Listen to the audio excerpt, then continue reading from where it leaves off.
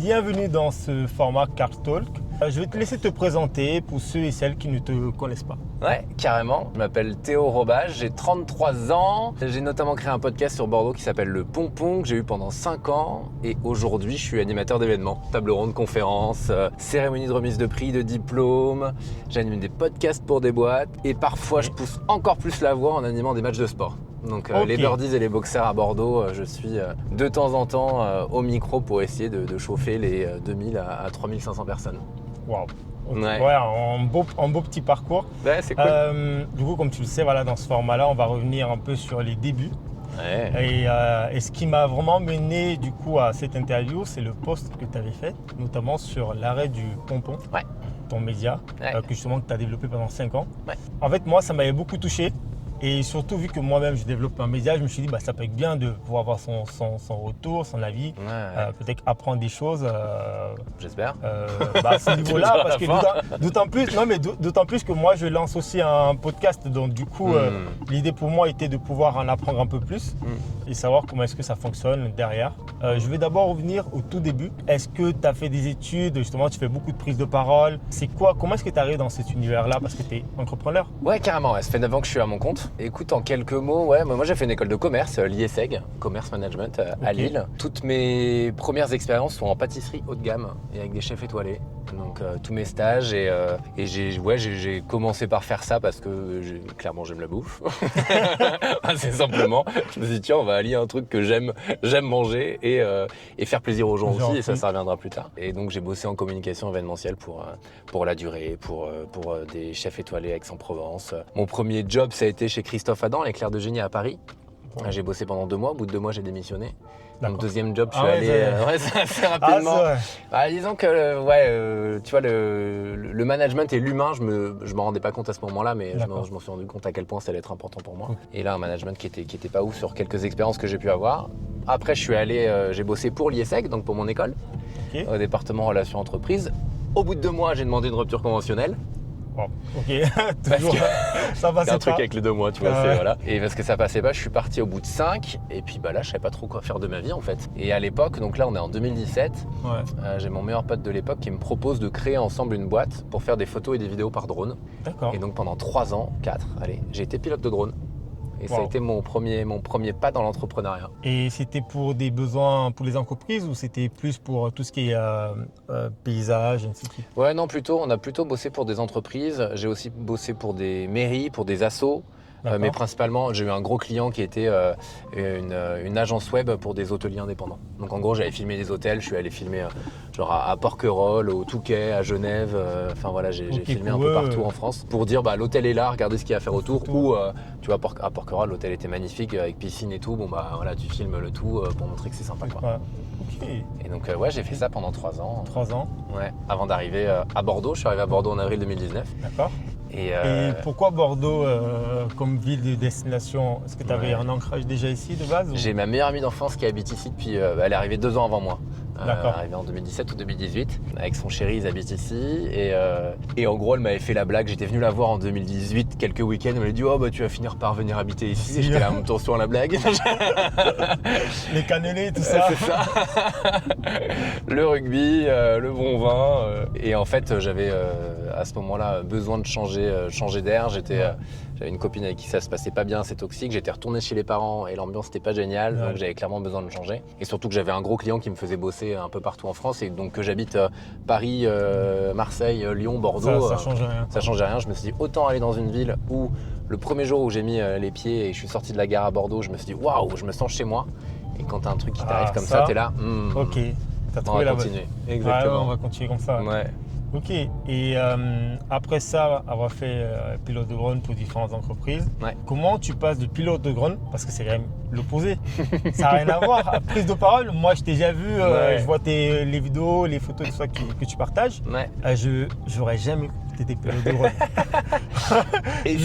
Et honnêtement, je me serais dit peut-être qu'il a fait du théâtre. J'ai fait pas mal de théâtre, quand même. J'ai fait pas mal de théâtre avant de lancer le pompon et avant d'être pilote de drone même. Donc j'avais fait du théâtre quasiment toute mon enfance. Je chantais dans des bars et dans des restos aussi avant d'arriver à Bordeaux. Donc il m'arrive de temps en temps de pousser la chansonnette, mais en tout cas j'ai fait une dizaine de soirées, donc j'ai gagné de l'argent en chantant, figure-toi. Est-ce qu'il y a des vidéos là-dessus? Alors, c'est les archives. Voilà, non, tu sais, c'est les archives Facebook, je pense. C'est pour dire à quel point c'est des archives. Tu vois, il y a les gens qui vont aller sur Facebook. Bon, du coup, t'es où? C'est ça. Je sais même plus comment il s'appelait, le duo de jazz. Mais donc, je chantais avec ma prof de chant de l'époque. On a fait un duo de jazz et on chantait ensemble. Ouais, c'est rigolo. Donc j'avais déjà ce goût pour, on va dire, la scène et le micro, quoi. On va dire ça comme ça. D'accord. À quel moment tu passes de pilote de drone? Enfin, est-ce que tu l'es encore aujourd'hui? J'ai complètement arrêté, non. Complètement arrêté? Ouais, en fait j'ai arrêté parce que, alors il y a deux choses qui se sont croisées, on va dire, parce que le podcast, moi c'était pas du tout au départ une envie de vivre de ça. Enfin, ça a vraiment été un kiff d'à côté de faire ça. Pour le plaisir, quoi. Pour le plaisir, exactement. Et ouais, dans pilote de drone, j'ai complètement arrêté parce qu'en fait, je me suis rendu compte que j'étais tout le temps seul. T'es seul quand tu te déplaces, t'es seul quand tu filmes, t'es seul quand tu fais le montage. Et bon, aujourd'hui, quand je vois tout ce que je fais, j'ai quand même besoin d'être avec des gens, quoi. Ouais, j'ai quand même besoin de l'humain pour faire ce que je fais. Et pour le faire à peu près proprement. Donc non, j'ai complètement arrêté le drone. Comment tu as fait la bascule entre pilote de drone et aujourd'hui faire de la prise à... Enfin, c'est quoi le terme approprié? Qu'est-ce que je fais? Prise de parole, je fais de la prise de parole, je suis animateur. Speaker, Animateur, speaker, modérateur.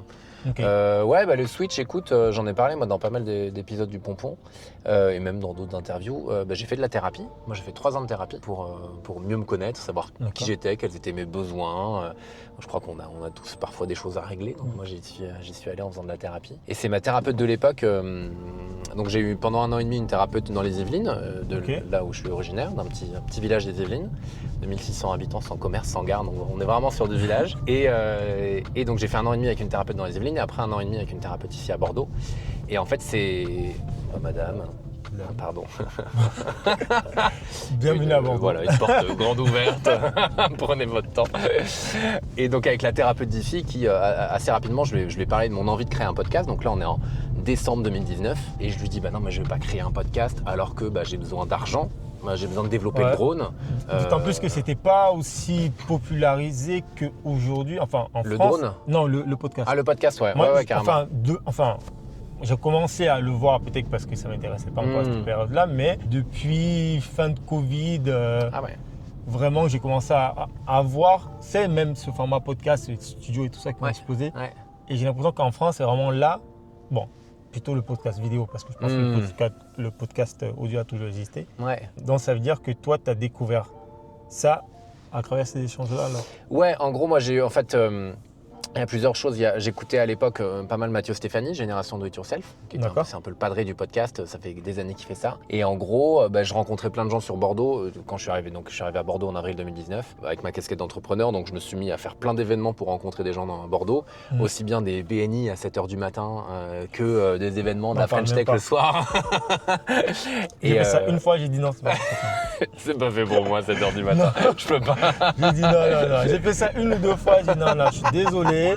Je suis matinal, mais pas tant que ça, quoi. Faut pas trop abuser, quoi. Ouais. Non, en plus, le fait de le matin, faut vraiment avoir de l'énergie. Exactement. Et je pense tu me donneras certainement ton avis après, mais je trouve que c'est énergivore quand tu fais beaucoup d'échanges et tout ça. Moi, ça me bouffe de l'énergie. Quand je rentre le soir, je suis... Clairement. Mais donc moi, j'ai pas arrêté pendant 2 mois, pour le coup. Pendant 2 mois, j'ai fait des événements matin, midi et soir. En tout cas, j'ai rencontré des gens tout le temps. Et en fait, je me suis dit, tiens, il y a un écosystème qui est hyper cool à Bordeaux. Donc là, on est en 2019. Écosystème hyper cool. Je rencontre des entrepreneurs, je m'étais mis à faire de l'escrime, et je rencontre un champion olympique d'escrime. Via tout ce que je fais, Bordeaux ? À Bordeaux, ouais. Okay. Et qui a d'ailleurs maintenant un coworking, Fabrice Janet pour le coup, vers les Quinconces. Et je monte là-bas parce que dans notre direction, les Quinconces sont là-bas. Ce qui dit rien aux gens qui nous regardent, mais les Quinconces sont là pour nous.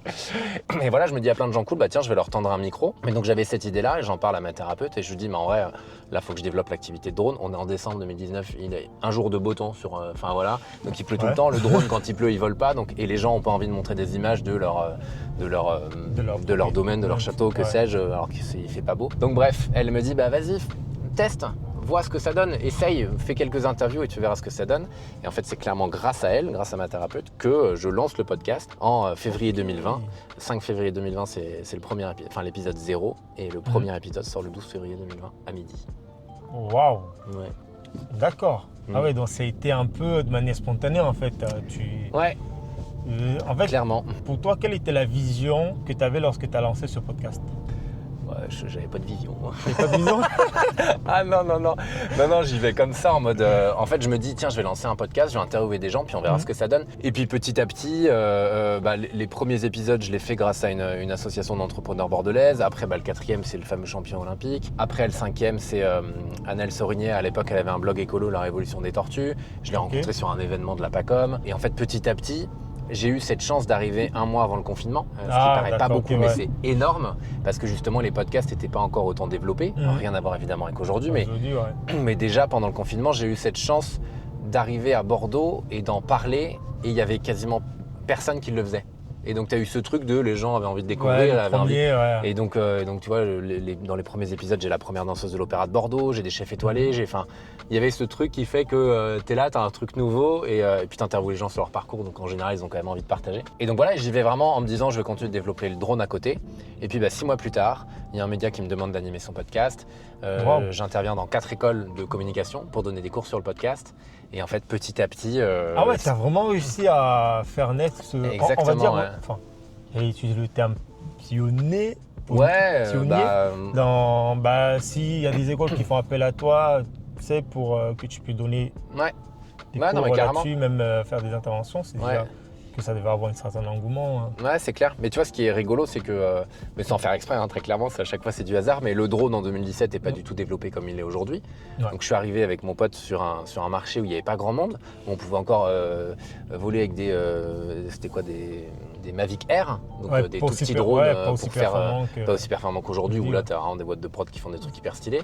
Donc on faisait des trucs un peu petit format, mais qui passaient très bien parce que c'était de la nouveauté pour les gens. Et le podcast, j'arrive à Bordeaux, il n'y a pas grand monde encore qui en fait, et j'ai cette chance d'arriver un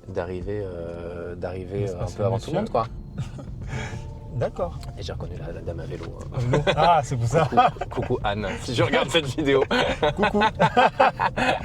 Franchement, ce qui est intéressant, c'est que d'habitude, la plupart des personnes vont faire un business plan, vont faire un dossier. Ouais. En fait, moi, je te rejoins vraiment là-dessus parce que moi, il y a des personnes à chaque fois qui me posent cette question. Ah, mais comment tu as eu l'idée de lancer Board Media? Je fais, les gars, j'étais en galère, je ne trouvais pas de clients, j'en avais marre d'aller prospecter. Ouais. Au bout d'un mois, je me suis dit, qu'est-ce que je peux faire? Je vais lancer un média comme ça sur mon côté.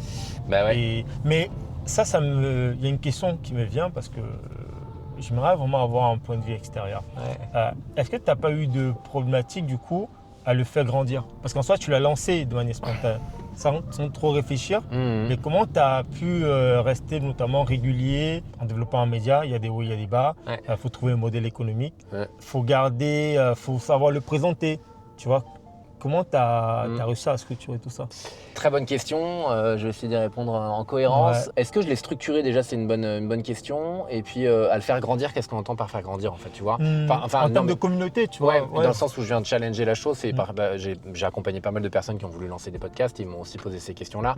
Et après, j'ai toujours demandé quel est l'objectif derrière. Est-ce que ton objectif, c'est d'avoir de la visibilité, c'est de gagner de l'argent, c'est d'avoir du réseau? Évidemment, potentiellement faire les trois, pourquoi pas? Et moi, je me suis souvent posé cette question. Et en fait, tu vois, j'ai pas tout mis dans la bataille. On va dire que j'ai pas dépensé beaucoup d'argent pour mon podcast, ce qui fait que je l'ai pas tant développé que ça. Où il a eu des écoutes et c'était chouette, des belles écoutes, mais j'ai des potes qui ont lancé leur podcast à peu près en même temps que moi, notamment Victoria et Guillaume de Nouvel Oeil qui continuent d'avoir son podcast et qui elle a des dizaines de milliers d'écoutes par mois.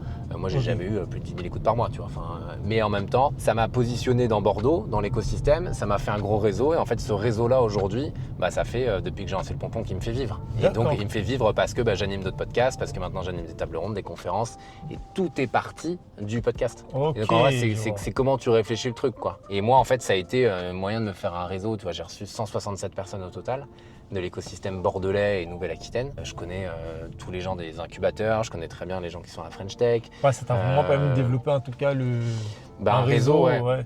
Alors d'un point de vue en plus, d'un côté entreprise entrepreneuriale, et aussi j'ai interviewé des gens du milieu de la culture, du milieu associatif, du milieu politique, qui fait que j'ai des touches un peu partout et c'est chouette. Moi après j'adore aussi connaître les gens, prendre des nouvelles et voir comment ils évoluent et tout, je trouve ça trop cool. Parce que je garde une curiosité pour les gens même si j'ai arrêté mon podcast évidemment. C'est un peu comme ça que tu as pu avancer quoi. Exactement, ouais. C'est pour ça que je l'ai pas, et tu vois j'ai le mois où j'ai dépensé le plus d'argent pour le podcast, c'est le dernier mois juste avant de l'arrêter.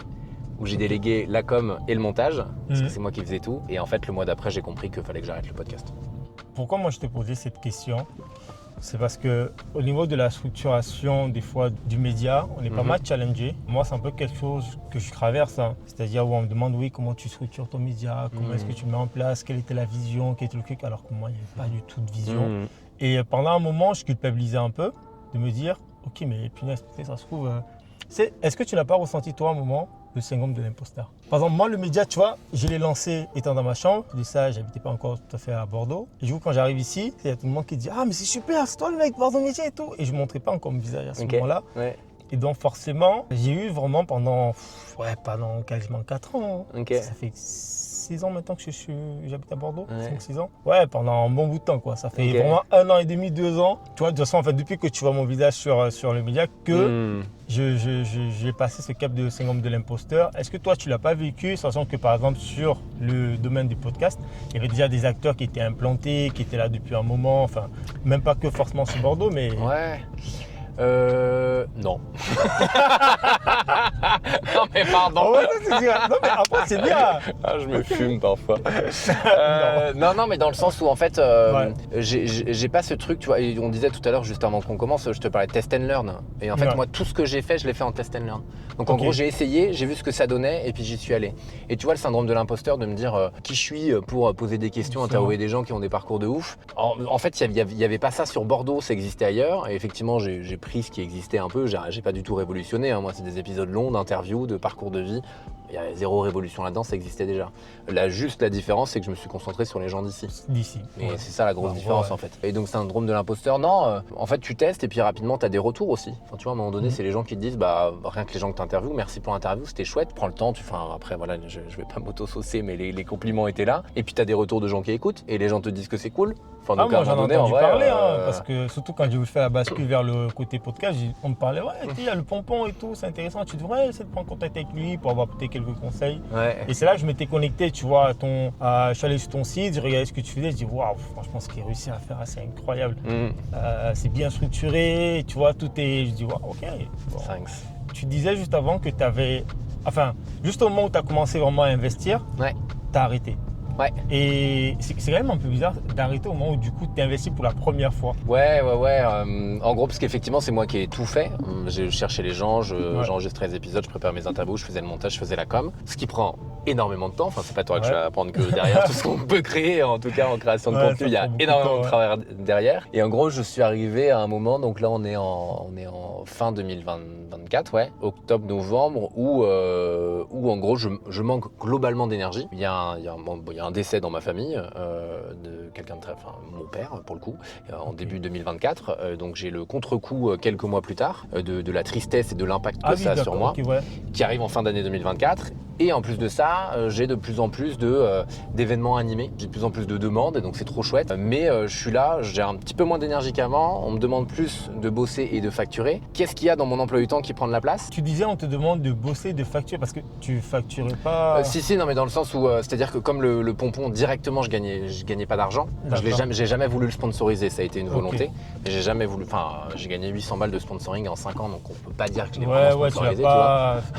En gros, tu faisais pas payer les invités. Je faisais pas payer les invités, je faisais pas passer de sponsor en début d'épisode. Mais c'était une volonté. Parce qu'en soi, si tu les sponsorisais, tu aurais pu du coup avoir carrément. Des ressources. Mais parce que moi j'ai un gros sujet, mais qui est problématique avec la liberté. Donc le fait d'avoir un sponsor, ça t'oblige. D'accord. Et surtout, et avec l'image aussi quelque part, c'est-à-dire que si j'ai un sponsor et que c'est une boîte, et imaginons le DG de la boîte ou la DG de la boîte se retrouve dans des affaires un peu louches, tu vois, je me dis merde, est-ce que ça va m'impacter moi? Et donc j'ai vraiment ce truc de il faut trouver une boîte avec vraiment des valeurs qui sont identiques aux miennes et tout. Et j'ai tellement tergiversé, j'ai eu du mal à accepter ça, à sortir de ça. Donc je me suis dit en vrai non. Et puis en fait petit à petit, comme je te disais, j'ai des activités qui sont arrivées autour de ça. Et donc comme animation de podcast, cours, etc. Et donc je me suis dit en vrai le pompon c'est ma carte de visite. C'est mon réseau, le podcast est une manière d'accéder à des gens que j'aurais certainement jamais rencontrés dans ma vie. Parce que tu leur demandes du temps, tu leur demandes de partager et tout. Et c'est trop chouette. Et c'est une bonne excuse pour rencontrer des gens. Ah, je te le confirme. J'ai rencontré des gens, regarde, toi aujourd'hui je t'ai rencontré, j'ai rencontré d'autres personnes. Sans Bordeaux Média. Après, c'est aussi la raison pour laquelle je l'ai créé, quoi. Mais, exactement. Non, mais je comprends totalement. Et je sais plus quelle était ta question, mais non, ma question était de savoir pourquoi du coup tu avais arrêté. Parce que j'avais besoin de temps. Ouais, et surtout pourquoi tu ne l'avais pas monétisé? Parce que pour moi, Ouais. C'était quand même connu, il y avait de quoi monétiser, il y avait un engouement. Et Carrément. du coup, voilà, tu m'expliquais que c'était par rapport à tes valeurs et tu étais bloqué sur ce truc de principe. Ouais, c'est ça. On sait-on jamais. C'est que mon avis, parce que tu aurais pu le monétiser et c'est pas que c'est dommage. Après, voilà, tu as tes raisons, tu as ce truc-là, ce blocage que tu n'arrivais pas à passer. Enfin, il y a plein de critères que tu voulais à tout prix si tu prenais Et puis il y a un truc, pardon, je te coupe, mais il y a un truc qui fait que moi, tout ce que je fais, je le fais et je monte mon ventre parce que je le fais avec l'instinct. D'accord. Et en fait, je fais, est-ce que ça résonne là ou pas? Tu vois, récemment, j'ai dû prendre une décision de quel chemin je prends dans ma vie. Ouais. Je pourrais te raconter ça si tu veux, mais j'avais vraiment deux chemins face à moi. Et en gros, c'est la réponse que j'ai eue dans le ventre. D'accord. Et en fait, là, le podcast qui me prenait 1 jour et demi par semaine et c'était mon fil rouge. T'as toujours, tu sais, quand tu crées, tu t'obliges toi-même à faire des choses. Et à un moment donné, si tu prends plus de plaisir et que tu te mets toi-même des obligations, tu es là, ok, voilà, attends, pourquoi je suis en train de faire ça? Quel est le sens dans ce que je fais? Et là, c'est ce qui s'est passé. Je manquais d'énergie, j'avais plus l'envie, plus les étoiles, on va dire, ça pétillait plus. Donc je me suis dit, à un moment donné, c'est moi qui fais ça. Ça m'a apporté énormément, c'était génial. Bon, je vais pas me tuer à la tâche de faire un truc qui résonne plus à l'intérieur de moi, tu vois. D'accord. Et tout ce que je fais, je le fais en écoutant ce qui se passe à l'intérieur. Ça résonne totalement avec la raison pour laquelle j'ai changé la ligne éditoriale de Bordeaux Média. Partager des bandes adresses, en fait, ça faisait longtemps déjà, j'y pensais. Je me dis, putain, en fait, on fait tous la même chose. On partage tous les mêmes adresses en disant, oui, c'est la meilleure adresse de Bordeaux. Et c'est quoi la plus-value? Et surtout, quand j'ai échangé avec les propriétaires de chaque restaurant, je les écoutais, oui, j'ai lancé mon restaurant parce que je fais ça avec mes grands-parents par rapport à ceci, je suis allé en voyage, je fais, ok, mais je suis désolé, mais vous n'en parlez pas. Ouais, mais en fait, vous faites la même communication que tout le monde. Juste parce que tout le monde fait comme ça et que ça fonctionne pour vos concurrents, du coup, vous faites la même chose, mais parlez de votre histoire. C'est clair. Et en fait, c'est vraiment parti de trouver du sens. Tout à l'heure, tu montrais le ventre et où tu te dis, ok, peut-être au niveau des stats, il va falloir une période où les stats ne seront plus les mêmes. Ça, il faut l'accepter. Je me dis, j'ai besoin de sens en fait dans ce que. Étant donné que tu lances Bordeaux Média, j'ai pas forcément de. Voilà, sur un coup de tête. Il me faut une vision pour continuer parce que sinon, je sens que je vais abandonner. Et je me dis, en fait, l'humain. En fait, ça fait partie de mes valeurs. J'aime bien échanger avec les gens. J'adore écouter les gens parler. Ça m'a toujours inspiré depuis que je suis ado. Et je me suis dit, tiens, en faisant ça. Donc je capte totalement, tu vois, ce que tu dis. Et tu vois, ce qui est intéressant, c'est le truc de tu dis, toi, il y a des gens qui avaient déjà fait des interviews, qui avaient déjà fait des médias sur ces sujets-là. Et moi, pareil, je me suis dit sur le podcast, en vrai, dans des gens que j'ai reçus, ils ont déjà été interviewés. Mais en fait, on a toutes et tous une unicité qui fait qu'on va le faire forcément différemment. On va faire tous les deux l'interview de la même personne. Clairement, il n'y aura pas les mêmes choses de raconter. Le parcours de la personne, évidemment, si elle te raconte des trucs, elle te sort un truc de dingue qu'elle avait oublié, tu vois. Mais sinon, on va aller chercher des questions et c'est sur tel sujet, tel propos qu'on va accrocher ou pas, tu vois. Et ça, c'est vraiment unique à chacun. C'est pour ça qu'il y a des gens qui me disent aujourd'hui j'ai envie de lancer un podcast, est-ce qu'il y a encore de la place? Je fais ouais, il y en aura toujours parce que la différence c'est toi, tu vois, et donc c'est ta façon d'interviewer, ta façon de faire les choses et ça c'est unique quoi. Il y a toujours une possibilité de se nicher, ça me fait souvent penser, des fois quand on me demande comment me nicher, je fais quand vous allez dans un supermarché, vous allez dans le rayon des yaourts. Il y a différentes, en fait il y a tellement de yaourts. En fait, tu t'y perds, mais il y en a pour chaque personne. Il y en a, par exemple, sans lactose. Enfin bref, il y a plein de. Avec des arômes, sans arômes, nature ou pas. Et je me dis, en fait, sortez, lancez vos trucs et avec vos sauces, vos touches, vos approches, c'est ça qui va faire la différence. Les connexions que vous allez créer, comme là tu le disais, avec les personnes que vous allez inviter, sera totalement différent d'une interview à une autre. Du coup, pour poursuivre, le pompon s'arrête. Moi, j'ai vu ton post. Est-ce que ça a été difficile pour toi d'écrire cette publication-là? Où tu as eu des appréhensions? Tu sais, tu peux te dire, peut-être que les gens vont... par rapport au regard des autres. Ouais, le regard des autres, en fait, à partir du moment où moi j'étais sûr de ma décision, et ce qui est assez chouette en plus, c'est que j'ai pris la décision après avoir enregistré le dernier épisode. Tu vois, le dernier épisode, c'est avec un sociologue de l'imaginaire, on a enregistré l'épisode, et en fait, c'est un peu de temps après que j'ai pris la décision d'arrêter le podcast. Donc j'ai aussi ce truc de... Je me suis dit en vrai, j'arrête en plus avec un épisode que j'adore, Michael Dandrieux, c'est bon. Michael Dandrieux, c'est 167 épisodes, parfois t'es là, oh putain merde, j'ai oublié le nom de la personne. Avec Michael Dandrieux, sociologue de l'imaginaire, donc on a parlé de sociologie, de l'imaginaire des gens, de l'imaginaire collectif, de comment on imagine les choses positivement ou négativement, globalement aujourd'hui plutôt négativement, mais justement comment... Enfin moi, mon intérêt dans ce que je fais et dans ce que j'ai envie de faire demain, c'est comment on fait en sorte que l'imaginaire collectif soit positif. Et je trouve qu'on vivrait déjà beaucoup beaucoup mieux tous ensemble Ouais.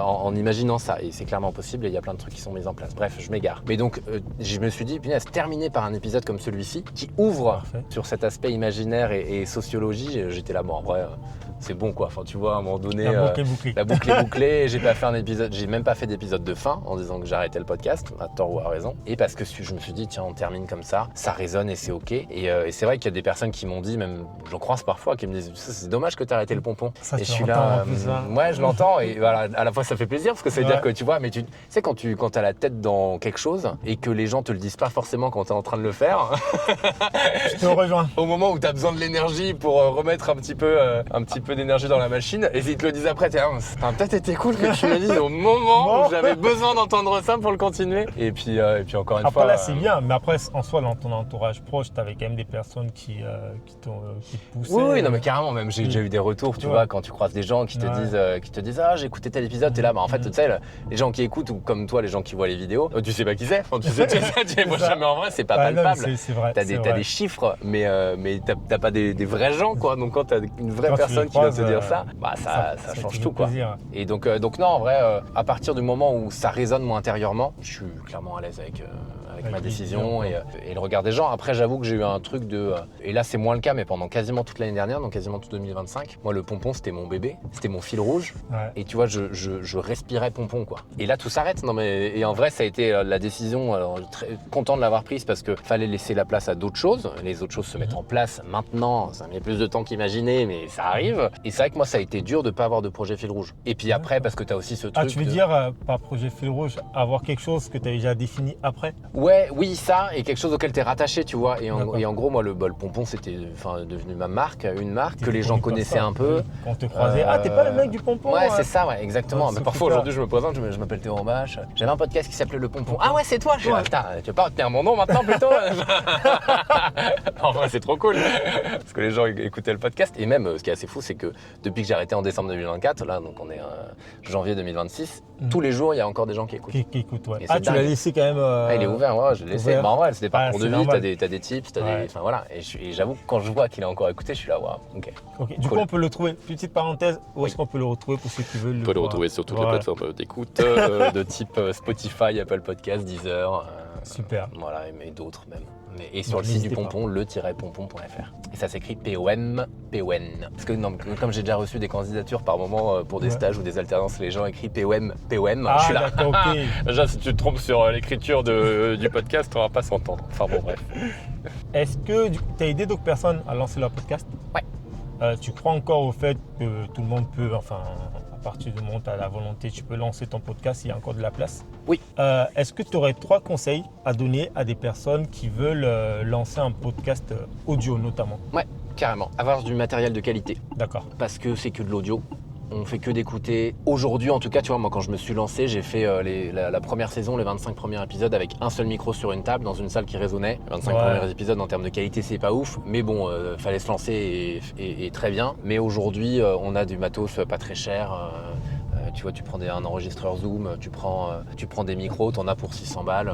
Enfin, voilà. Ouais, et c'est tu peux en beaucoup plus- emprunter à des gens. c'est Enfin, tu vois, je veux dire. différent qu'avant, quoi. On peut faire des trucs quali sans trop de soucis. Donc avoir du matériel de qualité parce qu'il n'y a que ça. Pas se fixer de limites. Tu vois, moi, il y a dans les gens qu'on interview. Moi, j'ai par exemple, Marine Leleu, par exemple, qui est sportive de. Ouais, tu l'as. Ouais, je l'ai reçue, ouais. Ouais, c'est Un épisode génialissime, j'adore cette femme. On se rend pas compte tout ce qu'elle a traversé pour en arriver là où elle en est et c'est assez dingue. Et il faudra que j'aille regarder l'épisode parce que vu que je Ouais. faisais de l'athlétisme avant, ok, c'était une trop bien. créatrice de contenu que je suivais pas mal. Ouais. J'adore ce qu'elle fait, elle dégage une énergie Ah qui ouais, est c'est incroyable. ouf. Donc, Elle est incroyable, elle est incroyable. Et je sais plus combien, elle a quelques centaines de milliers d'abonnés. Ouais, je sais plus ouais. combien elle en a, mais j'ai 300, 400, je sais C'est plus fou dans ces en eaux-là. France. Et je lui ai envoyé un message sur Insta, mais tu vois, tu te dis, elle a 300 000, bon, je sais plus combien elle a, mais bref, quelques centaines de milliers d'abonnés, elle va jamais me répondre. Et en vrai, elle m'a répondu. Et t'es là, genre, en vrai, oui, bon, je vais pas me fixer de limite dans les personnes que j'ai envie de recevoir et go, on les contacte, quoi. Donc, pas se fixer de limite sur le deuxième, pas se Ouais. fixer de limite sur les personnes qu'on reçoit. Bon matériel et se faire kiffer. Enfin, en gros, voilà, c'est ça l'idée, quoi. Le troisième, c'est essayer de pas trop regarder les stats. Ok, ouais, ça c'est la partie la plus compliquée. C'est la partie un peu compliquée de stats, de se dire tout ça fonctionne, mais il y a tellement de paramètres qui sont à prendre en compte que c'est pas forcément lié à nous et au travail de qualité qu'on fait. D'accord. Et en fait, tout ça, ça prend du temps. Ok. Création de contenu, ça prend du temps. Et il faut être OK avec ça. Pour les 3 conseils, merci beaucoup.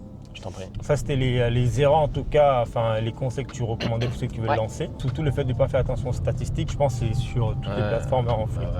On fait tous un peu ce truc-là, de regarder ou aussi se comparer. Oui, c'est ça. Et puis, ouais, c'est clair. La comparaison, c'est compliqué. Hein. Et j'en parlais, tu vois, je parlais de Victoria Guillaumont tout à l'heure, qui est une pote et que je trouve géniale dans ce qu'elle fait. Et j'avais échangé avec elle une fois en lui disant, je crois que j'ai arrêté de te suivre, pourtant c'était une pote, hein, mais parce que j'étais jaloux de ce qu'elle faisait. Et après, je lui ai dit, en vrai, j'ai switché. Et je me suis dit, non, mais ça sert à rien parce que c'est en train de tenir. Et essaye de t'inspirer de ce qu'elle fait. Et pourquoi, si t'es jaloux, c'est que t'as des blocages. Et pourquoi ça t'inspire en fait, et parce qu'il y a plein de gens inspirants. Et donc voilà. Et pour revenir sur les stats, en vrai, tout ça, c'est géré par des algorithmes. Tu as dit à une pote que tu étais jaloux de ce qu'elle fait. Ça par contre, le fait d'être honnête, en fait, tu es quelqu'un de spontané. Enfin, tu n'as pas honte de. Spontanéité, ça va, oui. Ouais. Et non, mais le fait de dire à une pote, écoute, en fait, j'arrête dessus parce que ce que tu fais, c'est incroyable. Et voilà, je suis un peu jaloux. Il y a très peu de personnes qui oseraient le dire. Hein, parce que forcément, on est humain et forcément, tu t'en caches un peu. Mais pour autant, tu t'es quand même inspiré et tu t'es dit à toi-même qu'il faut que tu trouves le moyen peut-être de qu'est-ce que tu peux prendre un peu chez elle pour améliorer ce que toi tu faisais. Comment tu arrives à prendre du recul et à te dire à un moment, ok, je sais que je suis jaloux, mais en fait, c'est pas totalement de la jalousie, c'est juste que en fait, ce qu'elle fait, c'est incroyable. Comment ça s'est passé Pour arriver à prendre vraiment du recul. Tu vois, parce qu'il y a des personnes, peut-être tu vas être jaloux, tu vas dire, ouais, non, elle a de la chance, il a de la chance, je continue. Non, vraiment, je me dis, ok, ce qu'elle fait, c'est incroyable. Comment est-ce que je peux faire pour m'en inspirer? C'est pas toujours évident. Ouais, non, carrément. Après, je pense que à ce moment-là, moi, c'était un moment où j'étais pas au top parce que, comme je te disais, j'avais arrêté le pompon, j'avais pas de projet fil rouge et tout. Ouais, là, on est vraiment toujours dans l'année.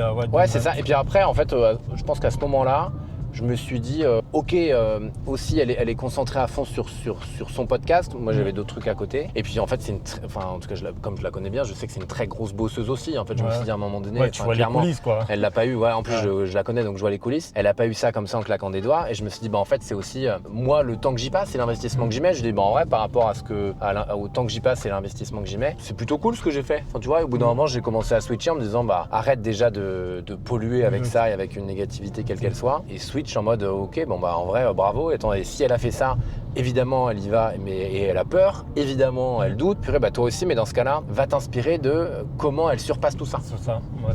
Et au bout d'un moment, j'ai switché. Et puis, le fait d'en parler avec elle, ça a été hyper cool aussi. Ah, parce que ça en a directement parlé avec elle? Ouais, c'est une pote. Tu vois, je crois que je lui en ai parlé en rando l'été dernier dans les Pyrénées. On est parti en bivouac à 3. Et ouais, je lui en ai parlé et c'était trop cool. Pour fermer le volet pompon, est-ce qu'il y a des choses. Déjà, ce qui est sûr, c'est que tu n'as pas de regrets. Mais est-ce qu'il y a des choses que tu aurais fait différemment avec ce que tu sais aujourd'hui? Je ne donnerai pas de nom, mais il y a des personnes que je n'aurais pas reçues. D'accord. Il y a eu quelques erreurs de parcours. Mais je ne donnerai pas de nom. Non, il n'y a pas de souci, ok. Donc c'est plus au niveau des invités. En fait, c'est plus. Alors, ouais, non, il y a d'autres erreurs, mais en fait, disons que par moment, et si ça, en vrai, c'est un conseil aussi intéressant, parce que j'ai fait des choses par précipitation. En mode, il me faut, je sors un épisode par semaine, il me faut un épisode pour la semaine prochaine. Il m'est déjà arrivé d'enregistrer des épisodes le mardi après-midi, diffuser le mercredi midi. Alors ça, moi, c'est pas moi qui suis. Moi, je lui dis direct, je ne serais pas prêt de faire ça. Mais ça, parce que je m'étais moi-même imposé d'en sortir un par semaine. D'accord, ok. Et en fait, personne qui t'a mis la pression. Il n'y a personne qui m'a mis la pression. En fait, au bout d'un moment, j'étais là. Théo, tu ne sauves pas des vies. T'es pas obligé de te mettre cette pression-là alors que personne n'attend et que le monde va continuer de tourner. Mais évidemment, dans la création de contenu, la régularité c'est important. Mais à un moment donné, si t'es pas là pendant une semaine ou deux, ça va quoi. Donc, tout le monde. Donc je pense moi me mettre un peu moins de pression par rapport à ça. Je pense que ça aurait été chouette parce que je me suis quand même mis pas mal la pression. Okay. Et après, tu vois, je l'ai fait parfois un peu en dilettante et sans réfléchir à ce qui pouvait se passer après ce que j'étais en train de faire et sans forcément réfléchir à cette partie facturation qui est quand même importante. Ok, donc tu aurais fait un meilleur choix en termes d'invités. Au niveau de la structure, notamment de la monétisation, tu aurais essayé de réfléchir ou de travailler dessus. De le début. Ouais, carrément. Et l'autre point, tu parlais de. Non, ce sont les deux points. Ouais, je crois que c'était ça. En tout cas, pour moi, c'était important quand même de revenir sur cette aventure-là. Parce que, franchement, quand j'ai vraiment lu. Tu dis? Elle a été fondatrice dans tout ce que je fais aujourd'hui. Enfin, tu vois, ça a été.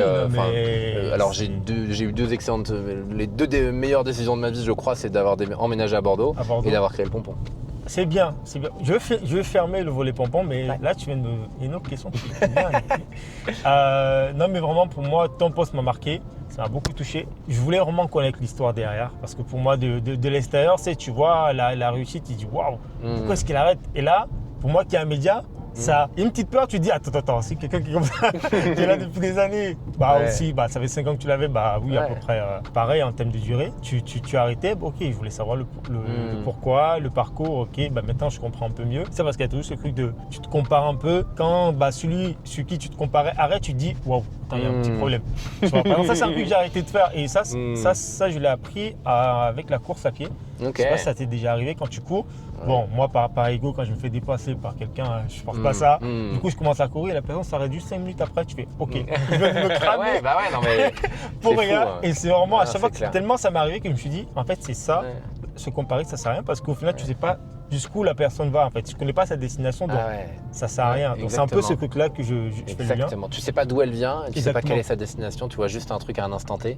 Exact. Et tu te dis tiens, moi aussi je vais faire pareil, je cours à la même allure et alors que c'est. Et tu vois, pour le coup, moi j'ai voulu faire le marathon du Médoc il y a. Donc où tu picoles un petit peu. Attention à ça. Et je me suis blessé à la prépa. J'ai pas couru pendant 3 mois. J'ai remis mes chaussures le jour du marathon, ce qui est. Je conseille là pour le coup vraiment excellent conseil de course. Ne faites pas ça chez vous. Donc je me suis blessé. Donc j'étais déjà blessé, donc j'ai évidemment aggravé ma blessure. Au bout du 15e kilomètre, mon corps m'a dit t'es mignon et j'ai eu mal partout. Enfin bref, et j'ai marché le marathon du Médoc, ça fait un 8, donc jusqu'à Pauillac pour revenir jusqu'au 22e kilomètre. J'ai marché en boitant et je me suis fait doubler par des hommes et des femmes qui devaient avoir 60-70 ans quoi. Donc à un moment donné, il y en a qui ont du rythme. C'est pour ça que tu parles de ça. Et en fait, il y en a des fois qui me touchent. Non. Et en fait là je m'étais blessé, donc t'es là, je peux pas avancer plus vite que même marcher ça me fait mal. Donc en gros t'acceptes ton sort et t'es là, j'ai pas géré, puis tant pis, c'est ça. Non mais super. En tout cas je voulais, en tout cas pour fermer pour ce volet-là, c'est une belle aventure en tout cas que tu as eu. Tu parlais beaucoup de Bordeaux. Comment tu as vécu ton arrivée dans cette ville? Pour certains, ça on dit souvent que les Bordelais sont très fermés, très entre eux. Toi tu as eu le pompon, mais à part ça, comment est-ce que tu as réussi vraiment à faire ta place? Et déjà, moi on m'avait dit en arrivant, enfin même avant d'arriver, quelques personnes m'ont dit tu verras Bordeaux, compliqué, les gens sont fermés, c'est pas très accueillant, nanani, nanana. Et en fait, évidemment, le pompon m'a clairement aidé à me faire un réseau un peu sympa. Et puis après, je pense que c'est aussi l'énergie avec laquelle tu arrives. Tu vois, comment tu vas auprès des gens, comment tu te connectes avec eux. Tu arrives sur tes grands chevaux en mode je sais tout de tout et vous êtes en province. Ça est compliqué. Non, tu vas pas être très bien accueilli, quoi, c'est normal. Et après, je crois, et j'en ai fait au final mon activité, c'est ma façon d'être fait que, globalement, je suis plutôt à l'aise avec les gens et plutôt friendly et plutôt le petit mot qui va pour faire sourire ou pour être connecté avec les gens, quoi. Et ça fait que tu te crées du réseau petit à petit, quoi. Mais en fait, tout dépend de l'intention avec laquelle tu viens. Moi, toujours l'intention, comme tu vois sur le pompon, le gros avantage avec ça, c'est qu'il y avait pas d'aspect financier là-dedans. Donc en fait, tu vas juste demander du temps aux gens. Tu leur demandes du temps. Si avec un peu de chance ça se passe bien, tu restes en contact et puis mazel tov, quoi. Tu vois, ça continue et les gens parlent de toi en bien et donc petit à petit, en fait, ça essaime petit derrière, à petit. Exactement.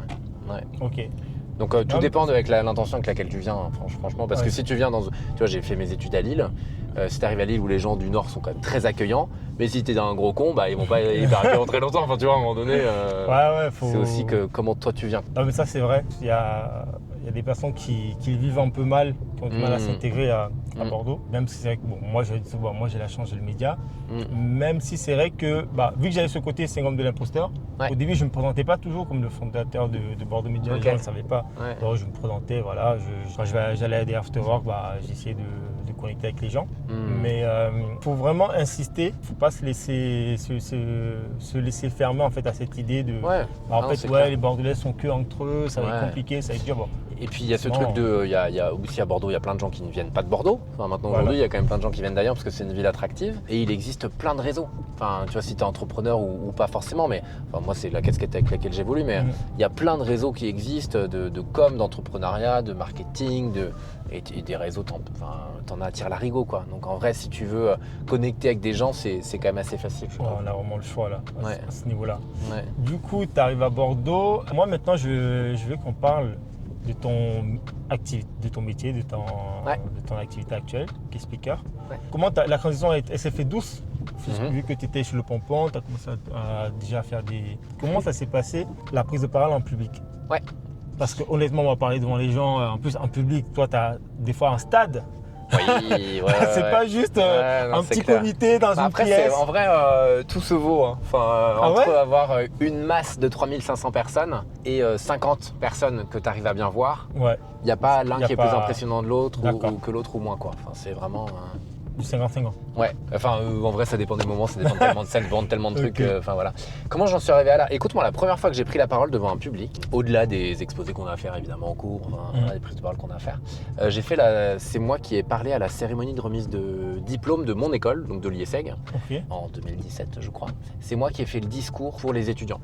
Et donc j'avais face à moi 2500 personnes, étudiants, parents, profs, tout qui étaient là, les yeux rivés. Qui étaient là, les yeux rivés sur moi. Un événement où il faisait entre 30 et 35 degrés, on était en costard avec la toche par-dessus, enfin voilà. Et je suis passé au bout de 3h30 et j'avais pas d'eau, enfin bon bref. Et mon discours, j'ai challengé auprès de personne.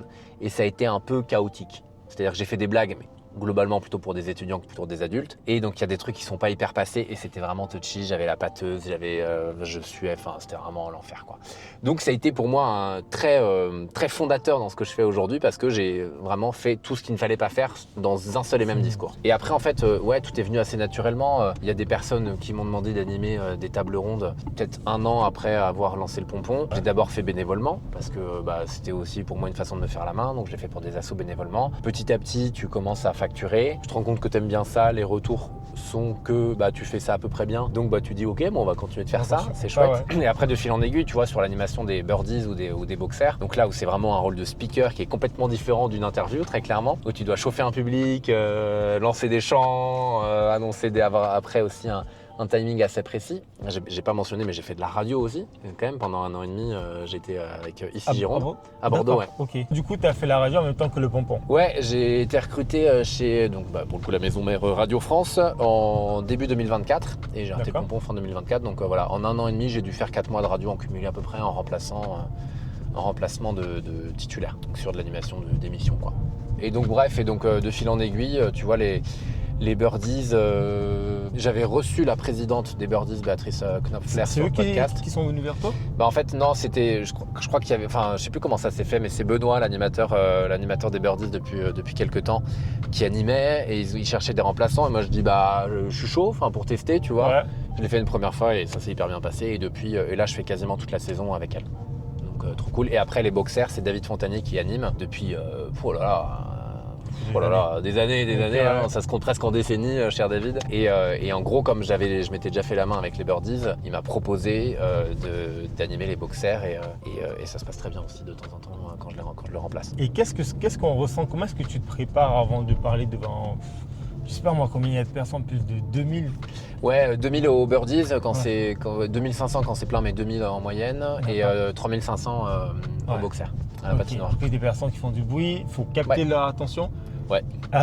J'imagine qu'il faut le coup dans le ventre là, pour moi la voir, l'énergie. Ouais, carrément. Surtout en plus, alors pour le coup, les deux animations sont très différentes parce que moi j'ai fait 15 ans de volley et je continue de faire du beach volley aujourd'hui. Donc le volleyball, moi en bord terrain, je suis comme un fou quoi. Enfin tu vois, je supporte l'équipe pour le coup. Il y a pas de neutralité dans ma façon d'animer. Tu vois, quand l'équipe adverse marque 7 pour l'équipe non. Alors que quand c'est les birdies qui marquent un 7, je peux te dire que j'envoie la voix. Et les birdies en gros quasiment sur tous les points. Après chaque point, je parle. Et parfois, quand il y a des challenges vidéo qui sont demandés, j'explique aussi ce qui se passe parce que je connais le sport, donc c'est beaucoup plus facile. Sur les boxers, pour le coup, tu as beaucoup moins de prise de parole. Sur des tiers-temps de 20 minutes, tu vas parler 2-3 fois, ça dépend du nombre de buts qu'il y a aussi, mais pour lancer des chants. Et c'est vrai, tu as ce truc de parler un chouïa moins, donc les gens t'écoutent plus ou moins, mais surtout, en fait, ils repèrent au moment où tu lances des chants, quoi. D'accord. Enfin, tu vois, quand tu lances, par moment, tu prends une respiration, tu lances un allez, et puis là, bon, bah tout le monde reprend, tu vois, et c'est bon. Enfin, ils ont peut-être pas écouté ta phrase d'avant, mais t'as le truc, le tic qui fait que. Exactement. Donc, et ça t'adapte et c'est vraiment du feeling sur l'instant, quoi. Ok. Donc du coup là ça fait combien de temps que tu es pleinement dedans ou Ouais, pas encore parce que je remplace à chaque fois aussi bien David que Benoît. Alors Benoît quasiment là sur toute la saison avec les birdies. David je l'ai fait 3 fois fin d'année dernière. Enfin les boxers je l'ai fait 3 fois fin d'année dernière et les birdies ça va faire quasiment 1 an que je remplace et j'ai dû faire ça va bientôt faire une dizaine de matchs je pense. Donc ça c'est cool et en vrai on ça, va développer. Comment tu fonctionnes au niveau de tes activités? Ouais. Bah à côté de ça 80% de mon emploi du temps c'est de l'animation d'événements. Donc table ronde, conférence, tu vois, fin d'année dernière, j'ai animé les trophées de la Com Sud-Ouest, organisés par la PACOM et Club de la Com, donc une soirée de remise de prix des meilleures campagnes de communication du Sud-Ouest, c'est moi qui l'ai animé. Je fais des cérémonies de remise de diplômes aussi, pour certaines écoles. Là, je vais bosser à Paris pour faire des interviews sur une journée, pareil pour une école aussi. Enfin, en vrai, c'est assez varié. Wow. Donc ça, c'est 80% de mon temps. 70%, on va dire 20% c'est l'animation de podcast en marque blanche pour des boîtes. Donc j'ai des clients. Donc, t'es vraiment dans l'animation et speaker. Exactement. Et comment tu fais du coup toi pour te faire connaître? Bah c'est venu du pompon hein. Ouais. Tu vois, c'est venu du vraiment podcast. Le pompon ça t'a. Ah mais c'était un changement de vie total hein. Ouais, clairement. Ça vient du pompon. Après j'essaie d'être un peu présent sur LinkedIn. Quand même, en partageant régulièrement. J'ai mon site internet à mon nom. C'est une première qui est sortie cette semaine pour le coup. Tu peux le donner? théorobache.com. Ok. Voilà. Si jamais vous tapez .fr, ça va sur le bon site, donc tout va bien. Dans tous les cas, on ne finit pas tombé par toi. Exactement. Il est pas encore. Si tu tapes ça sur Google, comme il vient de sortir, il n'est pas encore référencé. Tu as plutôt LinkedIn et tout le reste qui sort. Okay. Et c'est un site dans lequel je pousse vraiment l'animation, quoi. Enfin, je mets vraiment en avant le côté animateur d'événements, podcast et coaching aussi, parce que pour le coup, j'accompagne des personnes à la prise de parole. Et je fais parfois des coachings entre guillemets juste sur la posture d'entrepreneur. Et j'interviens aussi de temps en temps dans des réseaux ou dans des incubateurs, à la fois sur la prise de parole, sur le pitch, mais aussi maintenant sur le réseau. Et comment se constitue un réseau et quelle posture tu peux avoir sur à la fois donc la posture quand tu es face à des gens en réel, mais aussi une posture à avoir sur les réseaux sociaux. Comment est-ce que pour toi tu arrives à créer de l'énergie à chaque fois? Parce que c'est pas quelque chose qui se fait comme ça. Je veux dire, dans ce que j'anime.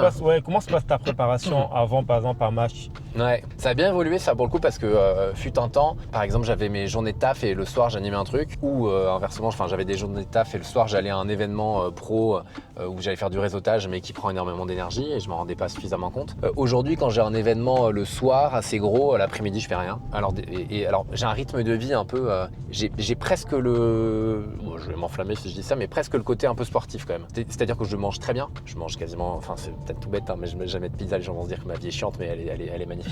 Je mange quasiment jamais de pizza, jamais de burger, je suis végétarien. Je fais vraiment attention à ce que je mange, parce que j'ai la chance d'avoir un corps qui me dit quand je mange de la merde ou quand je mange bien ou tout ça. Donc, et en gros, tu vois, le midi d'un événement, si je mange un burger, en fait ça va m'endormir et je vais pas avoir d'énergie. Donc à un moment donné tu fais le lien entre ce que je vends, moi c'est mon énergie, tu vois, comme tu poses la question sur comment gérer mon énergie. Tu fais une vraie préparation. Exactement. Comme si tu étais un sportif. Exactement. Et souvent avant un événement je fais une sieste. D'accord. Voilà. L'après-midi je fais une sieste. Vraiment si on prend le timing juste avant un événement et notamment quand j'ai animé là les trophées de la com, tu vois, où c'est un gros événement, c'est 2 heures de soirée et c'est moi qui suis vraiment l'animateur de la soirée, je me cale 10 minutes avant solo dans une salle et je respire tranquille. Je mange une pomme, des amandes, j'ai ma gourde avec soit tu vas avoir tous les secrets. Mais c'est bien comme ça les gens vont noter. Exactement. Soit de l'eau avec quelques gouttes de menthe poivrée, d'huile essentielle de menthe poivrée à l'intérieur. Très important, tu donnes même les détails. Exactement. soit du thé ou voilà. Ok. J'ai mes petits rituels de pareil préparation. Pour la voix aussi, quoi. Pour la voix aussi, j'ai découvert les gommes pour la gorge, tu sais, les petites pastilles gommes pour la gorge, au miel, au gingembre, tout ça. Alors c'est devenu limite une addiction. S'il y en a qui veulent être sponsor. Exactement. Je vous donnerai les références des boîtes que j'utilise. Donc ouais, parce qu'effectivement, et tu vois, même pour le coup, ma voix, c'est mon outil de travail. Donc c'est pour ça que je te faisais la blague de la clim tout à l'heure. Mais en vrai, moi, si je tombe malade, ça fait chier parce que ma voix, c'est ce que j'utilise. Le plus, quoi. le plus quasiment au quotidien, quoi. Ouais, c'est limite à entretenir comme le fait un chanteur. Ouais, carrément. Quand je vais voir, je vais au Tisanier Doc, je ne sais plus, rue des Remparts. C'est une ancienne pharmacienne. Elle a que des plantes. Et la dernière fois, je suis allé la voir, je lui dis, là, j'ai beaucoup trop mal à la gorge. Or, j'anime un événement demain. Elle m'a dit, attends, je te passe ce que je passe aux chanteurs d'opéra en termes de plantes pour comme truc pour après faire chauffer et boire ça. Et voilà, j'étais là, allez. Peut-être qu'un jour je ferai de l'opéra, je te dirai. T'étais chanteur avant, donc... on sait jamais. Tout peut arriver. Intéressant. Okay. Non, mais moi, j'ai surtout te demander, qu'est-ce qui te rend le plus fier dans ton métier aujourd'hui? Tu fais beaucoup les choses à l'instinct. Enfin, pas à l'instinct, mais je veux dire vraiment avec il faut qu'il y ait du sens. Il faut que ça te prenne au tripes et que tu dis, OK, il faut y aller. Qu'est-ce qui te plaît le plus dans ton métier? Parce que je vois, alors, j'ai encore la perception extérieure. Quand je regarde ton contenu, je vois quelqu'un qui est heureux. Je ne sais pas si c'est le cas, parce qu'aujourd'hui, sur les réseaux, on peut montrer ce qu'on veut, mais je ressens, en tout cas, pourtant, ce n'est pas des vidéos, mais disons que tu ressens une énergie. Ouais. Toujours difficile de savoir est-ce qu'on est heureux ou pas. Je crois que je le suis. En tout cas, je suis très heureux dans ce que je fais professionnellement, ça c'est clair. Ouais. Et en fait, tu vois, moi, dans ce que j'essaye de faire et ce que j'ai envie de développer pour la suite, c'est essayer d'apporter un peu de joie aux gens. Okay. Apporter un peu de joie, faire en sorte que les gens passent un bon moment. Et dans tout ce qui se passe dans le monde actuellement, j'essaye d'apporter un peu de lumière, quoi, si on peut dire ça comme ça. C'est comme ça que je le vois, comme ça que je le vois, et puis c'est comme ça qu'on me l'a dit aussi. J'ai une pote que je vois de temps en temps, elle me dit à chaque fois que je te vois, ça m'apporte de l'élan. Et j'étais là, waouh, mais c'est tellement beau de me dire ça, quoi. Enfin, tu vois la puissance de ce qu'elle m'a partagé. Et donc c'est pour ça que dans ce que je kiffe, tu vois, ce qui me rend fier, c'est d'avoir des retours des gens qui m'ont dit, ouais, on a écouté cette interview, franchement, ça m'a touché. Ouais, le post que j'ai fait, j'ai lancé une newsletter pour le coup en novembre aussi. D'ailleurs, on pourra en parler. Qui s'appelle Ondes Humaines, pour le coup, qui est le nom de ma boîte. Et j'aime bien cet aspect onde, évidemment, dans ce que je fais, et le côté humain, bien sûr. Et en fait, c'est... je pensais que c'était plus une référence avec le fait que tu fais un peu de radio ou... il y a un peu de ça, il y a un peu les ondes. Et en vrai, je suis sur les ondes, quelles qu'elles soient, tu vois, les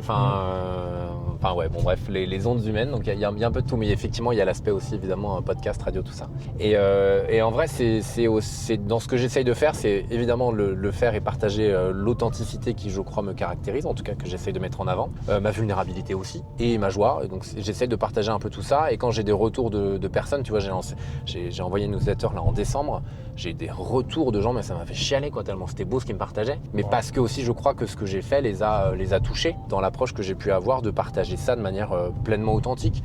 Et je crois, et j'espère, exactement, je crois et j'espère qu'on va tendre de plus en plus aujourd'hui et les gens tendent à aller chercher ce type de contenu qui est pas fake, qui est réel, qui est authentique. Et comme je te disais tout à l'heure, moi, quand j'étais en école de commerce, effectivement, j'achetais Forbes pour m'inspirer. Aujourd'hui, Forbes ne m'inspire pas du tout dans ce qu'ils mettent en avant, dans le fait de posséder des... Après, voilà, je juge pas forcément, mais des montres, des voitures, etc. Aller faire le voyage le plus beau du monde. C'est plus ce qui t'attire, en tout cas, qui t'est. En tout cas, moi, c'est plus ce qui me parle. Et pour moi, c'est la réussite n'est plus là. Et la réussite est le fait d'être aligné avec soi-même, d'être bien avec soi-même pour au final être bien avec les autres.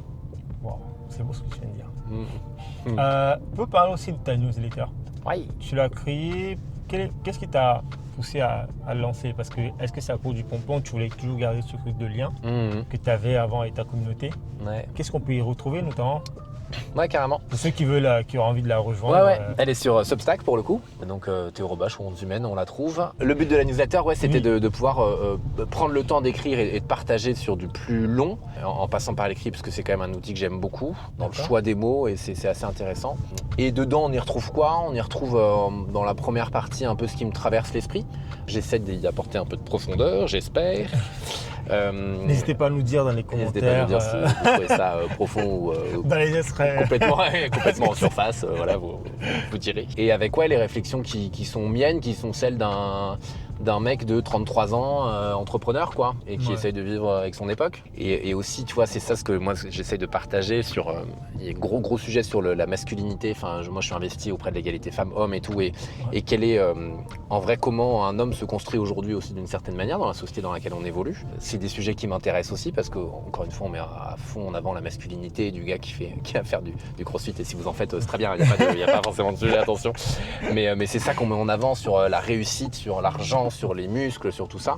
Et c'est pas que ça être un homme. Et moi, ce que j'essaie de mettre en avant, c'est aussi un certain côté artistique qui fait partie de moi, un certain côté authentique, spontané, sensible aussi, vulnérable. J'aime beaucoup ce terme de vulnérabilité, je le trouve hyper intéressant parce que je trouve qu'il y a beaucoup de force dans la vulnérabilité. Tu trouves qu'aujourd'hui les hommes ne se montrent pas assez vulnérables?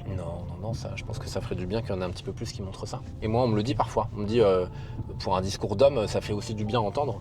Tu vois, de dire que on est vulnérable, que j'ai des doutes, que tout ça. Alors, ça, c'est fou ce que tu dis parce que Clémentine, que j'avais eue, était venue avec les Séchronés, si vous cherchez. Elle sera contente que j'ai la cité.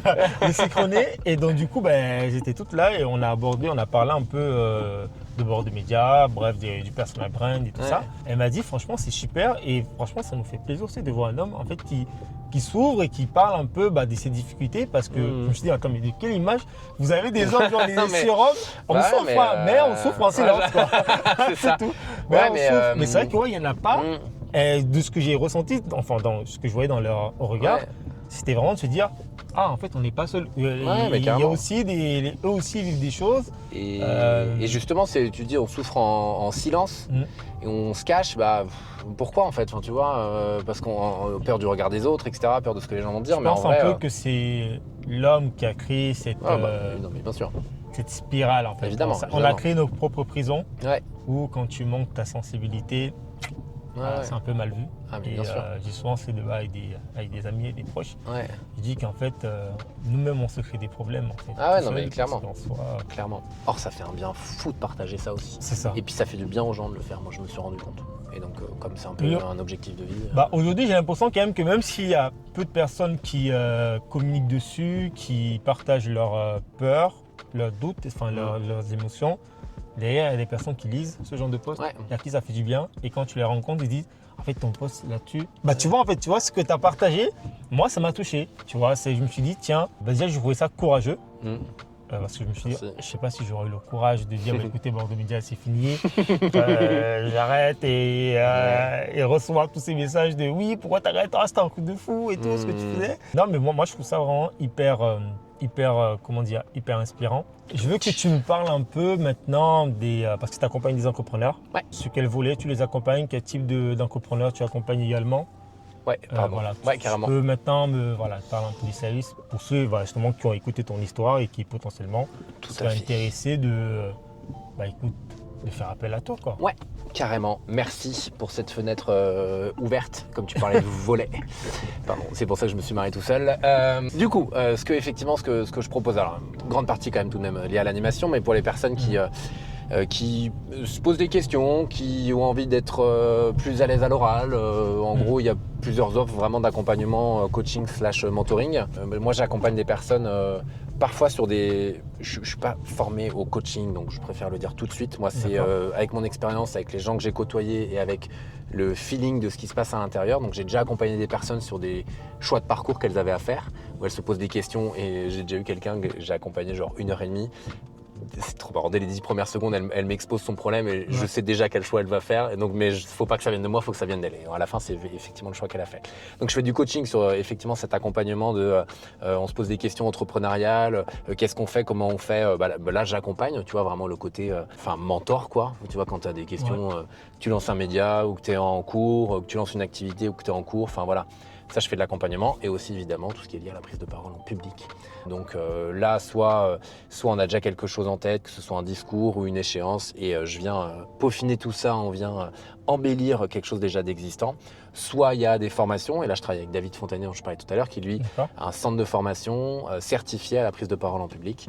Et où là, c'est vraiment une formation sur 6 demi-journées, c'est quelque chose de très complet, on voit tout de A à Z de la prise de parole en public. Ok, ça fait beaucoup de choses. Ça fait beaucoup de choses.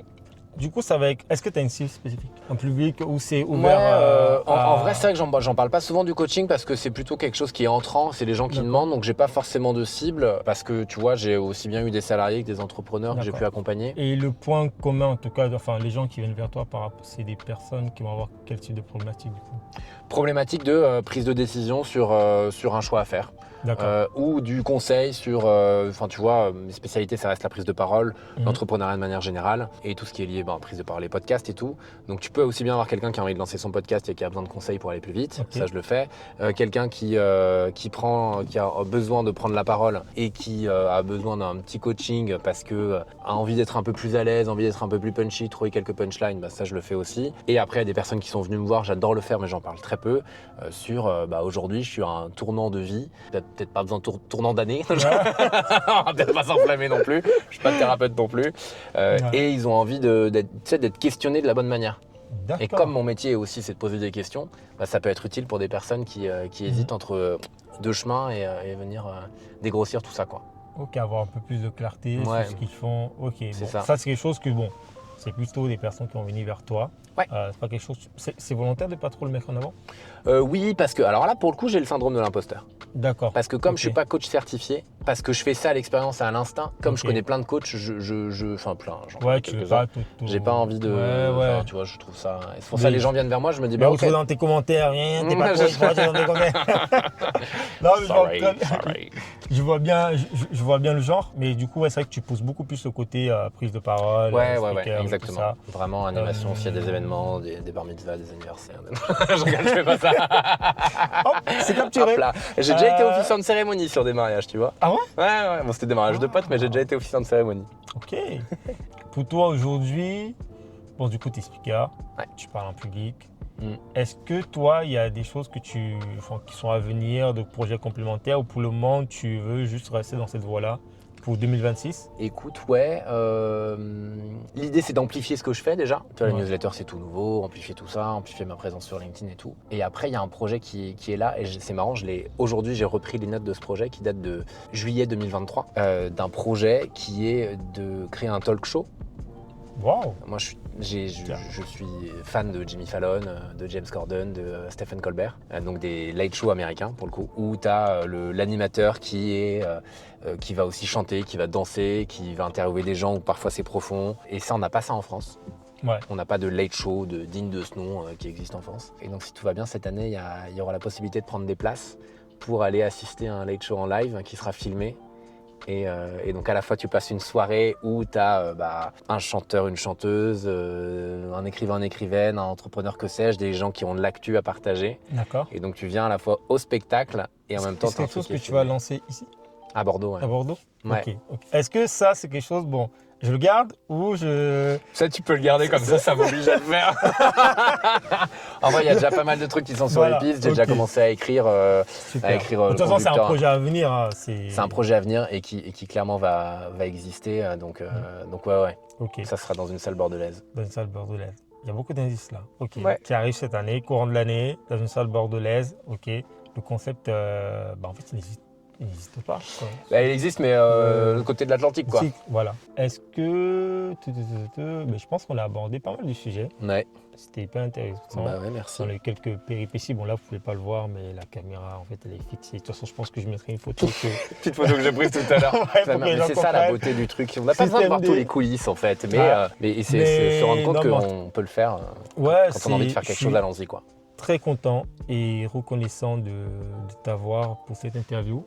Merci à toi. Parce que je suivais le podcast, le pompon, ce que tu faisais en tout cas de loin. Et encore une fois, cette sensibilité que tu mets dans ton contenu, l'énergie. Franchement, je vous disais tout à l'heure, les photos, en fait, on sent quelqu'un qui met de l'énergie, qui kiffe ce qu'il fait. Parce que ça se voit, quelqu'un qui est bon, on sent vraiment que tu mets de l'énergie. Et je me dis, punaise, mais ça fait bizarre de ressentir ça avec du contenu. Bon, le photographe doit être très bon aussi. Hein. Alors, Donc, sur les événements, notamment les birdies, parce qu'il y a des photos assez chouettes, c'est Axel. Et sinon, sur toutes les photos un peu chiadées où j'ai l'air sérieux et on sent que ça a été à peu près réfléchi, c'est l'un de mes meilleurs potes, Marvin Subercaz, qui est photographe. D'accord. Et on a fait quelques sessions ensemble, ça rend des images. Ouais. Ok, écoutez, de toute façon, pareil, tu m'enverras les informations si on peut la faire, avec plaisir, on les taguera. Oh, tout à fait. En tout cas, merci beaucoup à toi. Merci. D'avoir accepté l'invitation merci, dans Michel. ces conditions. Ouais, bah, trop Et, bien. mais en tout cas, maintenant, voilà, je comprends un peu mieux. Je pense que là, à travers cette vidéo-là, les gens comprendront peut-être un peu mieux comment s'est passé la réflexion par rapport à ton ancien projet, le pompon, et ce que je fais maintenant, et ce que tu as ambition de faire, en tout cas cette année. Ouais. Je sais que je t'ai posé cette question, mais aujourd'hui, est-ce que tu dirais que tu te sens à ta place? Je sens, moi j'ai cette image-là qui arrive. Waouh, l'image elle est. Je sens Tu que peux la partager? Ouais, je peux la partager, mais je sais pas pourquoi j'ai mis ça en tête. Donc en gros, je suis sur un escalier. D'accord. Et en fait, il y a juste, je me rapproche, je suis vraiment pas loin d'une plateforme et il y a un fauteuil dessus, quoi. Et donc il y a le fauteuil qui m'attend ou au moment où je serai à ma bonne place. Mais en vrai, c'est pour ça que l'image je suis pas fan parce que pour moi il y a toujours de l'évolution dans la vie, tu vois. Je touche du doigt là où j'aurai un alignement parfait. Et pour moi, l'alignement parfait dans ce que je suis aujourd'hui, c'est le fait d'avoir un late show. Et donc c'est d'être présentateur et en même temps de chanter, parce que j'adore ça, et de mettre des gens en avant et d'avoir le côté là avec du public et d'être présent sur les réseaux. Et tu vois, moi, c'est un truc qui m'a marqué. C'était en 2021, j'ai envoyé un message à Nikos Aliagas sur Instagram. Non. Et il m'a répondu. Waouh. Tu vois, c'est pour ça que je disais contacter les gens parce que Je voilà. pense qu'on fera une partie 2 sur comment contacter les gens. Non, je lui ai fait un message. En vrai, c'était un soir. Je sais pas ce que je venais de regarder comme émission qu'il avait animé, mais c'est quelqu'un dans sa façon d'être et de faire aussi. Enfin, il y a des trucs que j'aime, d'autres un peu moins, mais dans sa façon d'être, tu sens qu'il est bien et tu sens que c'est quelqu'un de bien. Donc bref, je lui ai envoyé un message et le gars m'a fait 2 vocaux d'1 minute. Donc t'as Nikos Aliagas un samedi matin en train de préparer son café parce que t'entends un cafetière derrière et tout qui se racle la gorge. Comme ça, c'est juste magique. Et qui me dit, qui m'envoie plein d'encouragements et qui me dit, donc c'était il y a 5 ans maintenant, il me dit t'es jeune, t'as le temps, mais vas-y, crois dans ce que t'as envie de faire et vas-y à fond et ça va le faire, quoi. Et donc je garde ça en tête parce que pour moi, dans ce que fait Nikos Aliagas et les gars que j'ai notés, dont je parlais tout à l'heure, ou même du Oprah Winfrey, si vraiment on va dans du très haut aussi, je sens que ma place est à cet endroit-là. C'est à la fois être en lumière, parce que j'aime ça, donc à un moment donné, il faut y aller. Et parce qu'on m'a dit que aussi, il y a des gens qui ont besoin d'être en lumière parce qu'ils font du bien aux autres, d'une certaine manière. Et j'ai mis du temps à être OK avec ça, parce que tu as une place de l'ego qui, enfin bref, on pourrait parler de ça pendant des heures, mais qui peut ne pas être mal placée, justement. Et aussi mettre en lumière des gens. Et je crois que c'est ce pourquoi je suis fait. Et donc, à un moment donné, j'y vais, quoi. Non, c'est sûr, on fera une partie 2. Avant que tu nous quittes, est-ce que tu aurais 2-3 conseils pour des personnes qui ont du mal, par exemple, à faire de la prise de parole, parler lors de réunions, devant leurs collègues? Est-ce que tu aurais quelques conseils, des petits tips comme ça? Carrément. Ouais. Je peux les regarder là ou pas? Trop bien, comme ça, si je vous parle à vous, ça me paraît un peu mieux. Dites-vous déjà, premièrement, que les gens qui sont là vous veulent du bien. Voilà, on a vraiment ce truc de la prise de parole en France, on le fait depuis qu'on est petit et à chaque fois on est noté et à chaque fois tu as ce truc de jugement. Non, les gens qui sont là vous veulent du bien, ils ont envie de savoir ce que vous allez raconter et concentrez-vous sur les personnes qui ont le sourire, parce qu'il y a des personnes qui font la gueule, peut-être juste qu'elles ont crevé leur vélo en arrivant ou leur voiture et c'est pas du tout le dit à vous. Déjà, première chose, c'est ça. Deuxième chose sur la prise de parole, c'est aussi que les enjeux font qu'on ne sauve pas des vies quand on prend la parole en général. Bon, sauf si vous êtes médecin et que vous êtes en train de vraiment à l'hôpital et que vous avez besoin de prendre la parole, que vous avez du mal. Bon, autre sujet, mais de manière générale, on ne sauve pas des vies. Donc, ça va, on peut se détendre aussi avec l'enjeu qu'il y a derrière ça. Et après, quand même, un conseil, c'est de préparer son intervention. À un moment donné, quand on arrive comme ça, en se disant que ça va bien se passer, en fait, nos feelings. Et moi, quand je vois sur vraiment ce côté dispo, les personnes qui sont à l'aise à l'oral, qui préparent pas, c'est celles qui se rétament à l'oral en disant que ça va bien se passer, mais ça part dans tous les sens. Et les personnes qui sont un peu moins à l'aise, mais qui se sont préparées de ouf, ça va être nickel et ça va bien se passer.